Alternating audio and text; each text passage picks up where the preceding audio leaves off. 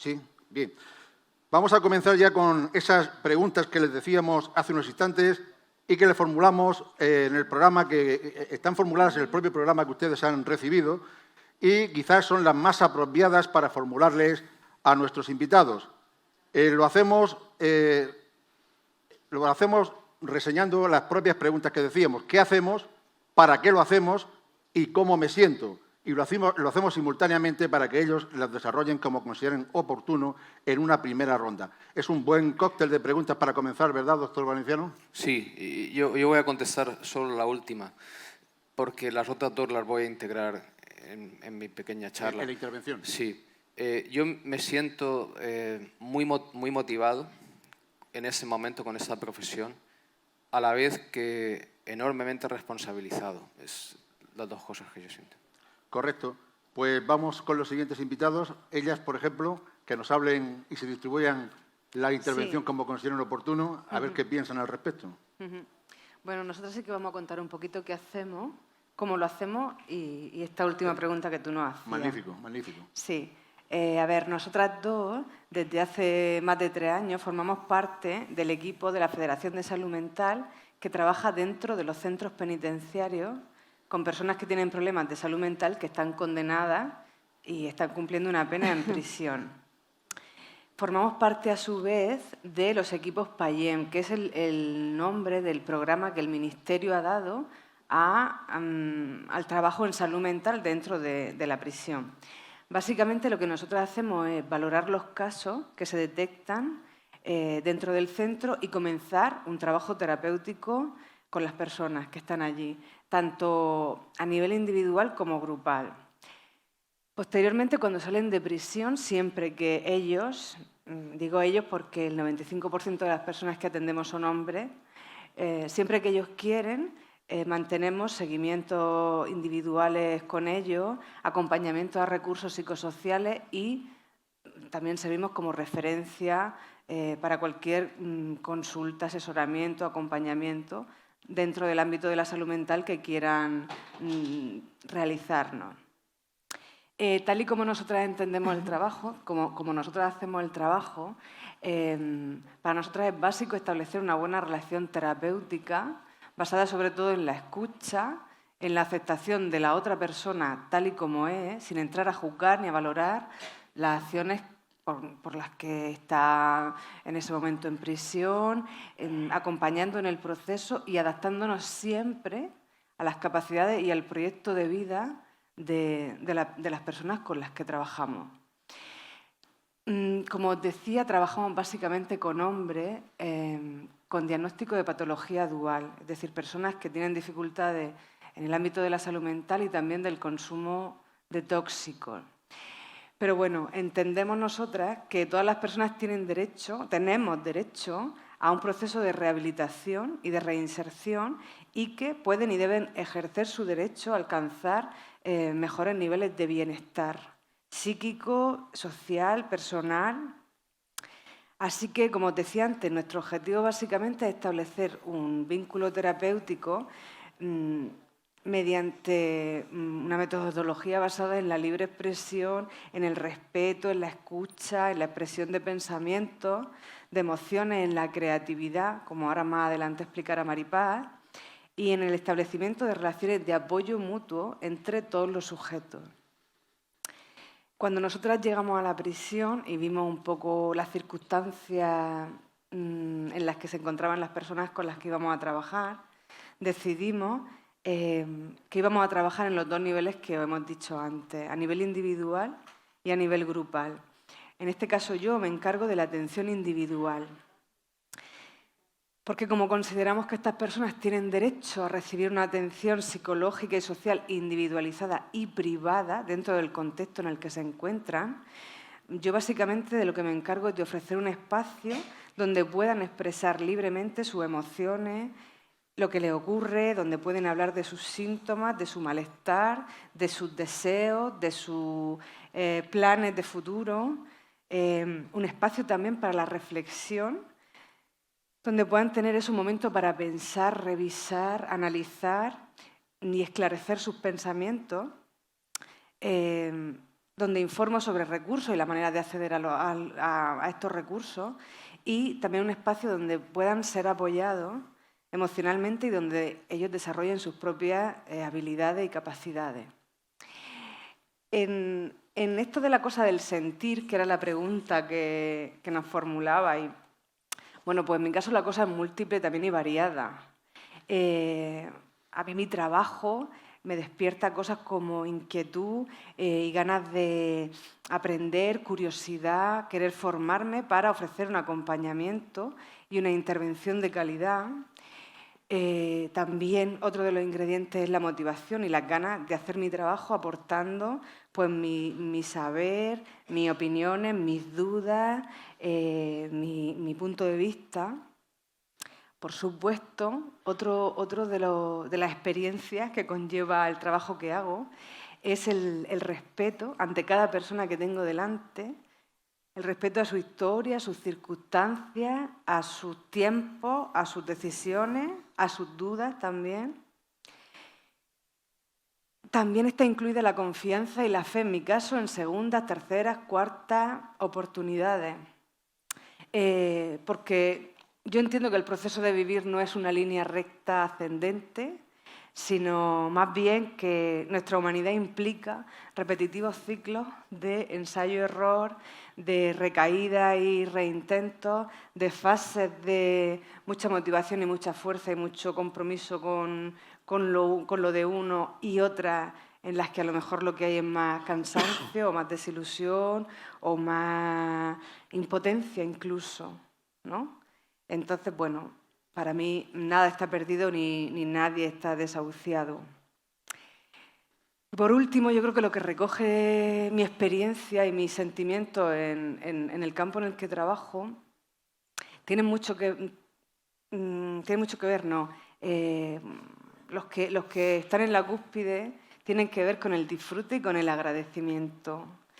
Por las personas que voy conociendo, por lo que me van enseñando, porque comparten conmigo pena y alegría y sueños y dificultades que me remiten también a los míos y también me hacen cuestionarme y reflexionar yo y pensar también en mi propio proceso vital, y que me leccionan en asignaturas como superación, humor, esfuerzo, gratitud y en algunos casos incluso supervivencia, ¿no? Y bueno, básicamente en esto se podría resumir mi experiencia en el trabajo que hago.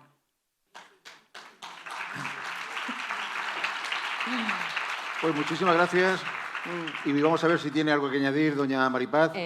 Sí, Ana os explicaba un poco el trabajo que hacemos en lo individual y a mí me tocaba un poco explicar la parte que hacemos en lo grupal. Yo trabajo con los chicos dentro de la prisión en grupo, yo hago con ellos talleres de arteterapia y luego os explicaré lo de las comillas. Y queríamos un poco transmitiros por qué pensamos que tenemos que trabajar con ellos en lo grupal.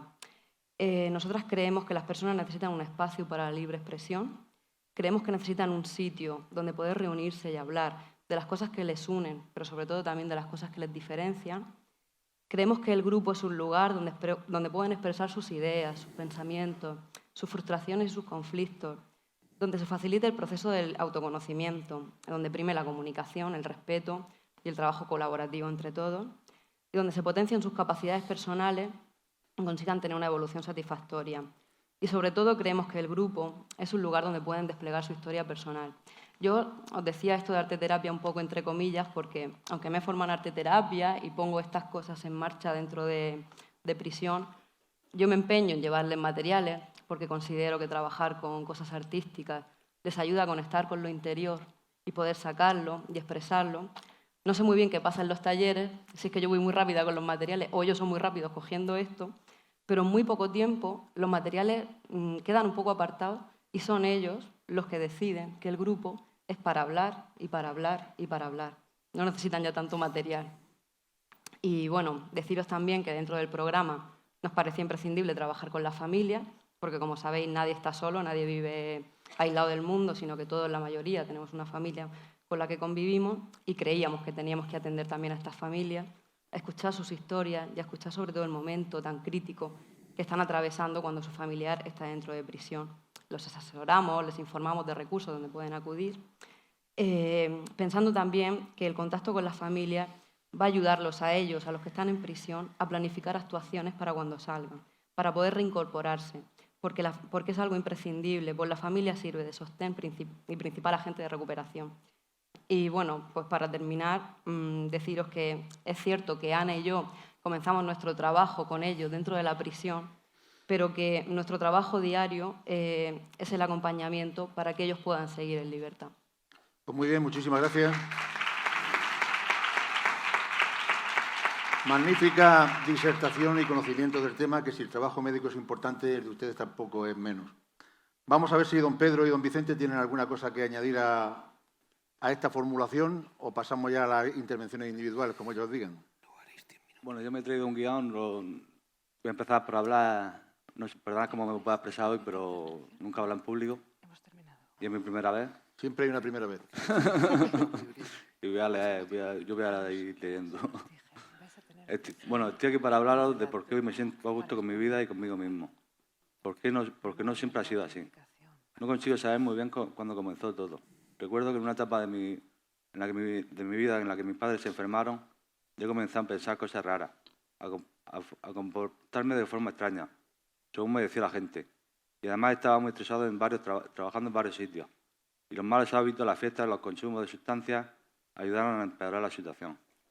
Me costó mucho aceptar lo que me pasaba, ya que estuve ingresado en varios hospitales psiquiátricos. La medicación me sentaba muy mal.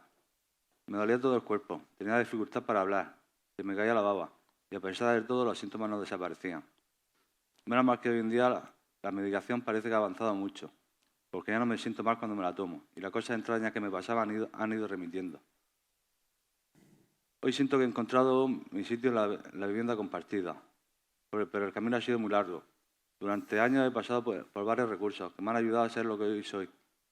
Y es cierto que cuando uno se ve con 38 años en una residencia encerrado, sin poder salir casi, apático, depresivo y sin ilusión, el mundo se te cae encima. Pero gracias a mi inquietud por estar mejor y a mi familia, conseguí entrar en una vivienda tutelada. Allí he tenido más libertad para tomar decisiones, con la seguridad de que no me equivocaba por el apoyo de los profesionales. Aprendí a saber qué era realmente tener una vida autónoma y cómo llegar a conseguirlo. Allí también he conocido compañeros y buenos profesionales que han creído en mí y me han apoyado y ayudado a ser lo que hoy día soy. Y por ello he podido dar el salto. Ahora mi vida es como que yo quiero que sea. Estoy realizando talleres prelaborales y cursos para tener la posibilidad de algún día poder volver a trabajar. Me ayuda a mantener la mente ocupada, para sentirme realizado como persona y además siento que contribuyo con la sociedad. Actualmente estoy viviendo con varias compañeras, en una vivienda compartida.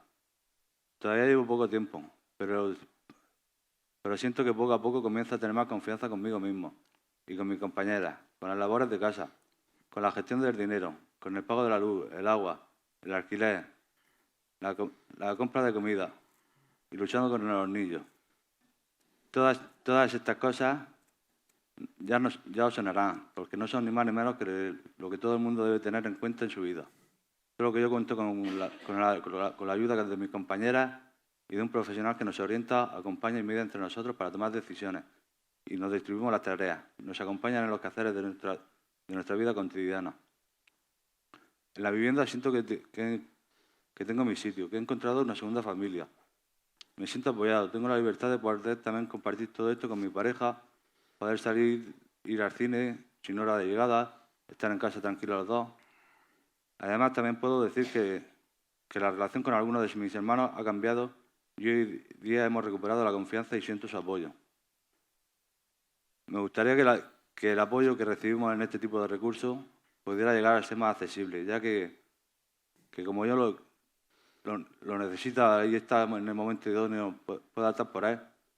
Como yo, hay gente que se vale por sí misma con un pequeño apoyo. En definitiva, me gustaría que las personas que tienen en su mano la decisión de apostar confiaran por ella. Pongo en sus manos mi experiencia y hablo de mi casa por si sirve de algo. También me gustaría que se diera más importancia en la información que se aporta a las personas con problemas de salud mental. Bajo mi experiencia, pienso que si hubiera tenido toda la información, mi proceso hubiera sido más llevadero. Tener el objetivo alcanzable siempre te da fuerza para salir adelante y seguir luchando por lo que quieres. Espero que con mi experiencia los políticos y profesionales de la salud mental, familiares, compañeros y, en definitiva, la sociedad puedan tener la información suficiente de este tipo de recursos que ha cambiado por completo mi vida.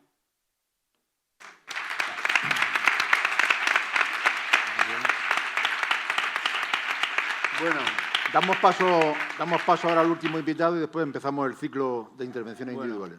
Yo estoy enfermo desde el año pasado. Empecé asistiendo a psicoeducación con Abraham, el psicólogo, y ahí comencé a conocer mi enfermedad y conocer a las personas, y cómo no, a las personas con problemas de salud mental. Y las trato como a todo el mundo, con empatía. También fui conociendo más mi enfermedad, en la cual tengo delirio y alucinaciones y síntomas en general. Por las tardes voy al Club Social, que es una actividad, es un sitio, un punto de encuentro, un lugar donde reunirnos, estar, charlar, en la cual hay actividades. Y una de ellas es el teatro, que a mí me gusta mucho. Me sienta muy bien a nivel terapéutico. Me gusta porque conecto con la gente de distintas maneras. Y lo importante no es si haces una obra o no, sino el proceso interno, el camino que recorres. ¿Por qué me gusta el teatro? Para perder la vergüenza, para ponerme delante de una multitud y para estar más seguro. Y, cómo no, para aumentar mi autoestima. El teatro también me permite ponerme la piel de quien quiera. Y así tengo emociones y sentimientos nuevos. En mi vida tengo días malos, otros regulares y otros buenos. Pero qué suerte que hoy es un día de esos buenos. Gracias. Enhorabuena entonces. Muchísimas gracias por el ejemplo que nos han dado todos ellos, y ahora vamos a invitar al doctor don Luis Valenciano Martínez a que haga su intervención individual cuando guste, si quiere en el atril o si quiere hacerlo aquí mismo. Que creo que me he equivocado, ¿no? Porque he sido el único que no lo ha hecho. ¿Cómo el único?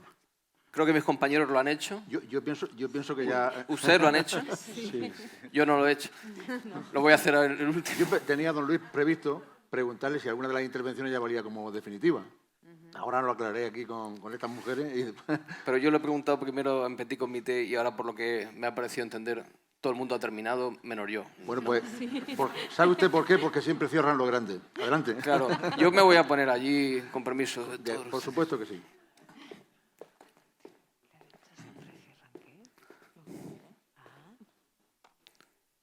Bueno, yo no tengo PowerPoint. Después de las intervenciones de mis compañeros es muy difícil intervenir, pero yo, cuando me invitó Alberta a venir hoy y me pidió algo más personal, algo más emocional, que había pasado para mí en estos últimos 20 años, entonces me pusiste a pensar, ¿no? Y me pusiste a pensar, yo tengo 48 ahora, no es ningún secreto, hace 20 tenía 28. Y cuando tenía 28, anoche en la cama estaba pensando, ¿qué estaba haciendo cuando tenía 28? Y me di cuenta que acababa de tener un hijo, el primero, y yo creo que estaba enrolado, estaba haciendo cuentas porque pensaba, ¿esto cómo va? Uno estudia medicina hasta, o sea, desde los 18 a los 24, en mi caso, ¿no? Y luego se prepara el MIR, que suele tomar un año o lo que sea, 25, y luego son como, Fernando, que nosotros éramos compañeros, como 4 de residencia, ¿no? 4 de MIR, ¿no? 4 años de MIR. Eso ya me coloca en 29, luego hace 20 años yo era residente, ¿no? Es así, ¿no? Y bueno, en realidad pensaba que... Bueno, les quería contar una cosa que me vino a la mente mientras pensaba eso por la noche, que en casa de mis padres, cuando yo era pequeño, había un libro de filosofía que a lo mejor alguno ha leído, que es de un autor que se llama Fritz Kunkel, que se llama Del yo al nosotros. Y a mí siempre me llamó mucho la atención ese libro. Yo no lo he leído, pero he leído El lomo, ¿no? Y como tantos otros lomos, ¿no? Y yo siempre lo veía y decía, ja, qué título más chulo, ¿no? Y reflexionando acerca de estos 20 años, yo pensaba, bueno, pues tu viaje está siendo un viaje del yo al nosotros. Porque uno empieza esa carrera en un modo un poco individualista, en modo necesario, ¿no? Yo me crié en un ambiente muy, la verdad que muy privilegiado, en un ambiente en el que había mucha cultura, mucha formación, mi abuelo y mi padre eran o son psiquiatras. He visto por aquí a Javier Morales. Yo era un niño en la casa de Javier Morales y su padre, Pepe Morales Meseguer. O sea, yo tenía un ambiente de formación cultural exquisito y yo ni siquiera llegué a plantearme qué carrera iba a estudiar, simplemente seguí la recta y cuando me fui a dar cuenta estaba haciendo medicina, ¿no? Nunca lo llegué a pensar realmente. Y luego, estudiando eso, haciendo la carrera, es verdad que yo me iba a dedicar a otra cosa, porque mi padre y mi abuelo en su época eran personas muy famosas y ustedes saben, cuando uno tiene antecedentes familiares muy famosos, es muy aplastante, ¿no? Es una cosa, por un lado es muy chulo y por otro lado es muy difícil de sobrellevar, porque... Y entonces yo pensé, bueno, ¿cómo me escapo yo de la castración de estas figuras tan enormes, ¿no? Y pensé, pues me voy a dedicar a la microbiología. Y yo tenía un tío, se me han quedado los apuntes, yo tenía un tío y tengo un tío que, aunque también es psiquiatra, nunca ejerció como psiquiatra, es microbiólogo, es virólogo y se ha dedicado toda su vida al estudio del VIH, al virus del SIDA, ¿no? Y entonces yo pensé, bueno, pues con este me escapo yo, ¿no? Y me fui para microbiología y me hice alumno interno de microbiología y yo estaba, bueno, razonablemente contento en el laboratorio de microbiología. Y en quinto de carrera, la doctora Ruiz, la esposa del profesor Barcia, me hizo una interpretación psicoanalítica en medio de un auditorio como este. Éramos 100 alumnos y yo estaba por en medio y de pronto me dijo, porque tú y no vas a hacer psiquiatría por tal cosa. Y yo me quedé primero sorprendido, segundo irritado porque pensé, pero esto es una cuestión privada, es una cuestión personal, no una cuestión para estar entre 100 personas, ¿no? Y igualmente le dio igual y me la hizo y la verdad que cambió el curso de mi vida. Yo puedo decir, una interpretación psicoanalítica en medio de una clase de 100 cambió el curso de mi vida. Ahí yo vencí mi resistencia y decidí estudiar psiquiatría. Entonces me empecé a preparar el MIR y yo era de esta clase de personas que necesitaba aprobar el MIR. Ustedes saben que la oposición muchas veces era la prueba el que lo necesita, ¿no? Y yo necesitaba aprobarlas porque tenía planes, ¿no? Y planes y urgencias. Y entonces me lo preparé. Y con Fernando Navarro y otros compañeros, todos fuimos residentes en el Hospital General, que ya no existe, que ahora es Reina Sofía, bajo la cátedra y jefatura del profesor Barcia, que había sido a su vez alumno de mi abuelo y que era un enorme sabio que nos enseñó muchas cosas.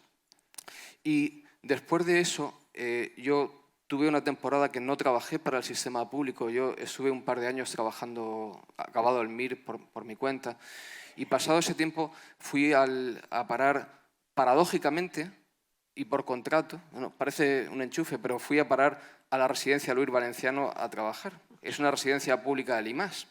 Y entonces empecé a lidiar con una situación que era servicios sociales, pacientes psiquiátricos e IMAS, ¿no? Esa era la situación y fue así como por un par de años o así. Y luego hubo un par de intervenciones, una de Fernando Navarro y otra de Abel Novoa, que en aquella época, bueno, pues tenían ya responsabilidades importantes.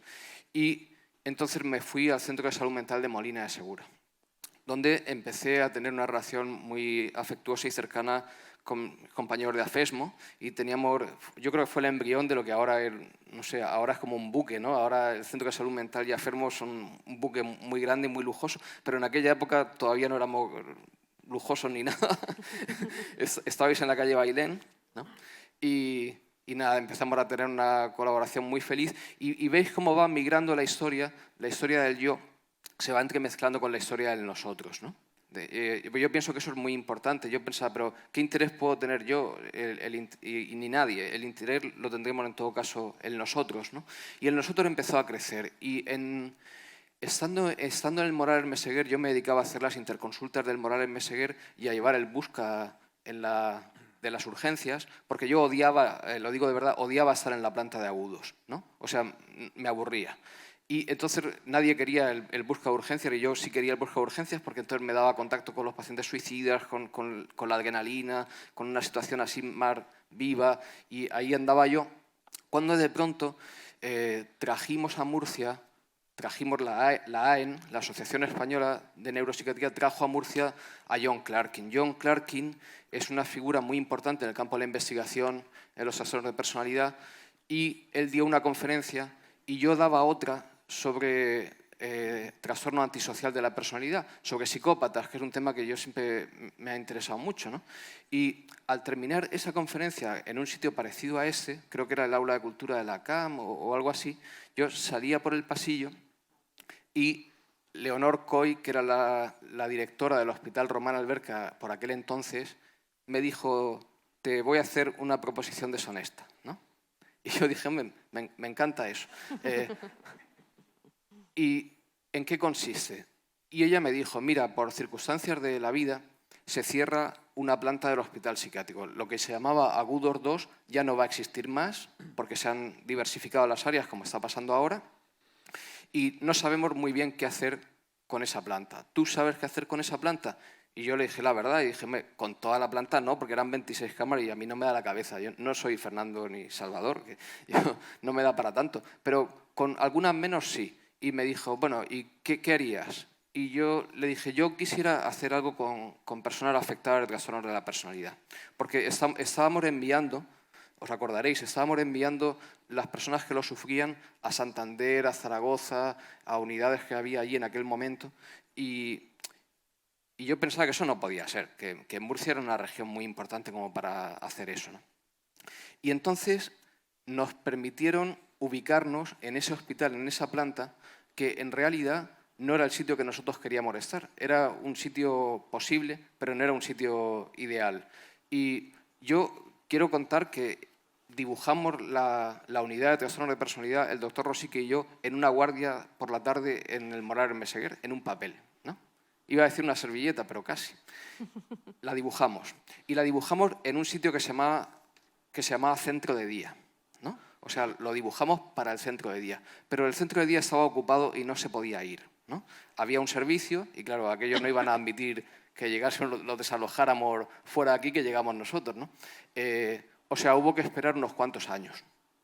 Y yo hablaba con Pedro Rosique y le decía, mira, nosotros siempre estamos hablando con los pacientes que cuando hay que elegir entre lo ideal y lo posible, hay que coger lo posible. Esto no es lo que más nos gusta, pero es lo posible. Metamos la cabeza aquí. Y la metimos, ¿no? La metimos y estuvimos, no sé si unos 6 años o así, con esa unidad. Y en un momento dado, el jefe de servicio del centro de día se jubiló. Y cuando se jubiló el jefe de servicio del centro de día, Susi nos dijo, ahora, ¿no? Y nos bajamos al hospital de día, toda la unidad de trastornos de personalidad, que vuelve a ser el gran nosotros para mí, porque yo pensaba, estos últimos, no sé, 20 no, pero estos últimos 12 años, mi historia es completamente, para mí, indisoluble de la historia de los trastornos de la personalidad en Murcia. Para mí, estamos unidos, ¿no? Y yo estoy muy unido con el equipo que formamos, que es un equipo relativamente grande, de unas 10 personas. Para los que no lo conozcáis, hay enfermeras, psicólogos, trabajadores sociales, terapeutas ocupacionales, son hasta un total de 10, más los residentes que la unidad docente nos va pasando. Y este equipo ha permanecido con muy pocas variaciones unido por los últimos 12 años. Y yo entiendo que son tiempos ahora muy rápidos donde las cosas cambian y hay que separarse y hay que hacer todo, cambiar mucho y vivir mucho. Pero yo entiendo que muchas veces las circunstancias empujan a eso y ha de ser así. Pero quiero decir que a veces también nos perdemos la hondura que se consigue cuando uno permanece en el mismo sitio con las mismas personas durante mucho tiempo, sea en un matrimonio, en un equipo, en un tratamiento. Eso da una riqueza y una hondura especial, es un espesor diferente, ¿no? O sea, es una cosa muy, muy feliz para mí. Y a partir de ahí nosotros pensamos que tenemos un sitio donde podemos tratar a esas personas, aunque debo confesar que tratar a esas personas no ha sido nunca el único fin que yo he tenido en la mente, ni nosotros, sino que hemos tenido en la mente un intento de difusión del conocimiento acerca de este ámbito de los trastornos de personalidad para toda la región y luego también por fuera de la región y del país y de todo, ¿no? Y ahora mismo yo tengo como varias comunidades, ¿no? Tengo la comunidad que constituye el equipo del que formo parte, que me hace muy feliz. tengo la comunidad de los pacientes que con ese diagnóstico quieren trabajar con nosotros, que para mí también era una comunidad querida. Tengo el resto de compañeros de la red de salud mental y asociaciones, que también para mí es un círculo de nosotros, ¿no? Para mí es un círculo de nosotros, y precisamente porque es un círculo de nosotros, y ya termino, hay cuatro cosas, en realidad, a partir de tu intervención, con las que ando preocupado, que quería compartir. Una, que lo dije hace poco en otra charla, yo estoy preocupado con los diagnósticos. Los diagnósticos en salud mental no son ni de lejos tan buenos como podrían ser y como deberían ser, y como uno no debe dar problemas sin dar soluciones, cuando llegado a una cierta edad, yo creo que la solución pasa por algo muy difícil, que es hacer formación para profesionales más mayores. No solo para residentes, que tenemos, yo creo que la mejor unidad docente de formación de residentes del mundo, probablemente, de España seguro, pero necesitamos formar a los más adultos, ¿no? que esos son más difíciles de formar. Ese es un tema de preocupación, los diagnósticos. Otro tema que me preocupa mucho son los tratamientos en el ámbito público. ¿Por qué? Porque un centro de salud mental con una visita una vez al mes o una vez cada 2 meses puede ser más o menos, no del todo, pero más o menos apropiado para según qué enfermedades, pero para los trastornos de personalidad es muy claro que es una castaña de idea, ¿no? O sea, estas personas necesitan ser vistas 1 o 2 veces por semana y tenemos que apañárnoslas para que eso sea posible. No, otra cosa no es digna. A partir de tu intervención he recuperado la idea del trabajo, ¿no? El trabajo, lo laboral, como tú decías, ¿no? Es absolutamente crucial. O sea, no es una cosa de tratarse, tomar medicamentos y hacer psicoterapia. Puede ser una cosa de tomar medicamentos y hacer psicoterapia, pero el trabajo es absolutamente imprescindible para la recuperación. Estoy completamente de acuerdo contigo y te agradezco que me hayas dado pie. Y la última cosa es que yo estoy encantado con el modelo de recuperación que está presidiendo esas jornadas, ¿no? Como el prestar atención a valores afectivos, emocionales, la superación de estigmas, o sea, todo este movimiento del modelo de recuperación, yo en realidad siempre lo he tenido dentro. Y sin embargo, quisiera, porque creo que es mi responsabilidad, transmitir la idea de que un modelo de recuperación muy afectuoso no está en absoluto reñido, sino todo lo contrario, con aprender conocimiento técnico.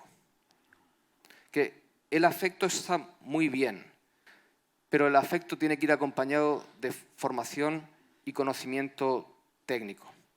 El amor, entendido en un sentido amplio, no en el amor romántico, sino el aprecio profundo por la vida de uno mismo y de los seres que le rodean en nosotros, es seriamente interferido por el manejo de la agresión interna que todos nosotros tenemos dentro. Y necesitamos algo más que propósitos de año nuevo, que todo el mundo sabe que fracasan, y algo más que amor para superar los enormes problemas y desafíos a los que nos encontramos. Entonces, no volvamos a hacer la de siempre, que es una división radical entre, por un lado, el mundo de la recuperación afectuoso y, por otro lado, la técnica y el conocimiento, sino, como decía Fernando, integrémoslos juntos, porque se pueda y se debe hacer perfectamente, y juntos así iremos más lejos. Y con esto ya termino y doy las gracias a todos.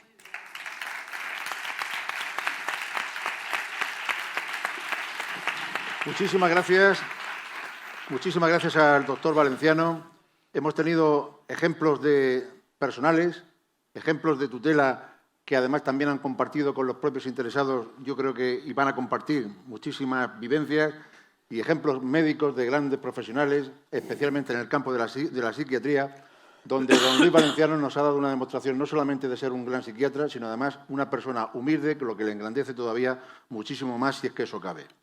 Señoras, señores, lo tenemos que dejar aquí. Les agradecemos mucho su presencia, su silente y demostrada atención y, sobre todo y por encima de todo, el apoyo a AFESMO por parte de ustedes, los ponentes, organizadores, técnicos, colaboradores, patrocinadores y todas las personas, colectivos, empresas y agrupaciones que con su generosidad proporcionan alas a un proyecto tan importante y no menos ambicioso como el que despliega AFESMO en todos los sentidos. Se celebra seguidamente la comida prevista y será nuestro compañero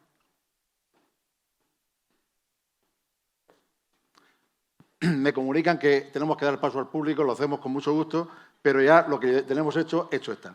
La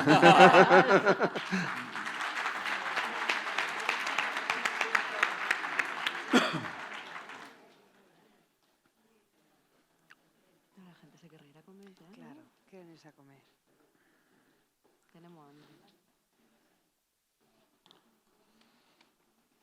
¿Tenemos alguna intervención?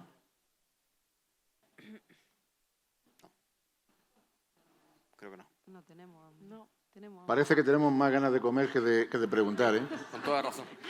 Por eso yo tenía entendido de que en esta mesa no había preguntas, pero lo ha demostrado implacablemente la necesidad.